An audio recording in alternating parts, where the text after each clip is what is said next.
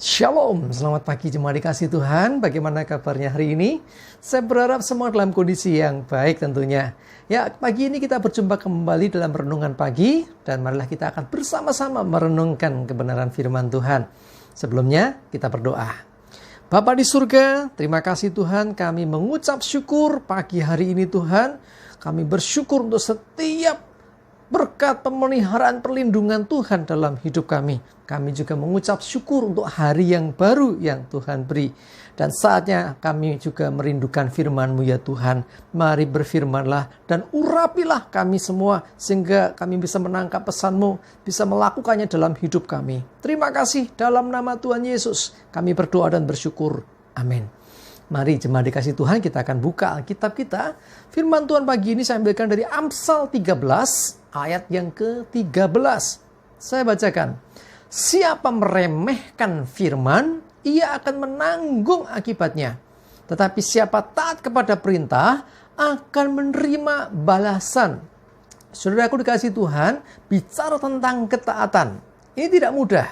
Karena seringkali ketaatan yang kita lakukan ini memang akan menghadapi satu tantangan. Orang yang taat pun akan dihadapkan dengan berbagai macam tantangan yang seringkali tidak mudah untuk dialami. Jadi di Alkitab ada banyak contoh ya orang-orang yang taat.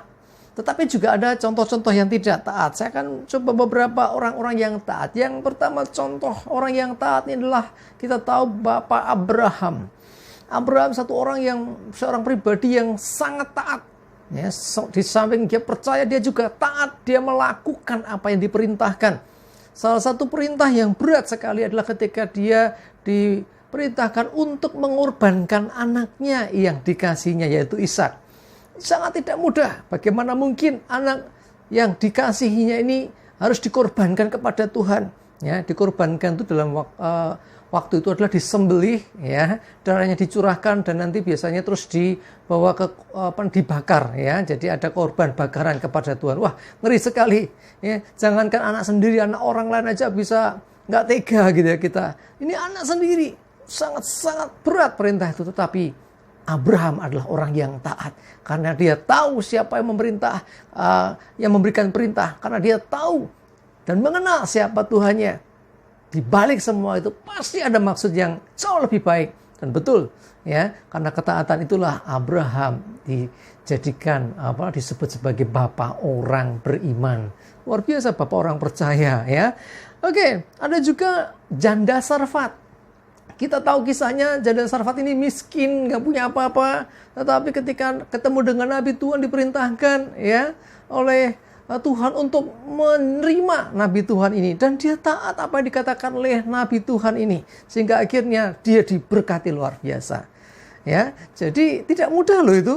Kondisi kepepet gini, ada orang minta tolong. Aduh, untuk aku aja ngepres dan ini udah mau habis kok malah diminta. Tetapi karena dia taat, maka dia diberkati. Luar biasa sekali. Ada juga di Perjanjian Baru. Ya, salah satu contohnya adalah pelayan pesta jamuan kawin di Kana.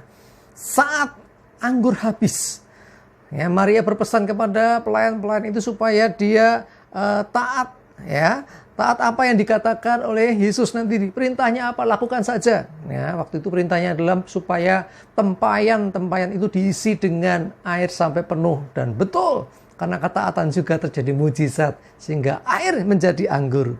Ada juga contoh yang adalah ketika Simon Petrus berjumpa pertama kali dengan Tuhan. Waktu itu mereka nangkap ikan, ya, nelayan, ya, nggak dapat semacam malam sampai pagi.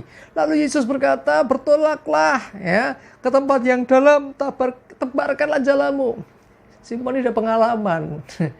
Dalam hatinya mungkin kalau manusia yang tidak punya kerendahan hati, dia akan berkata, aku udah pengalaman, ngapain lu suruh-suruh? Tapi tidak loh.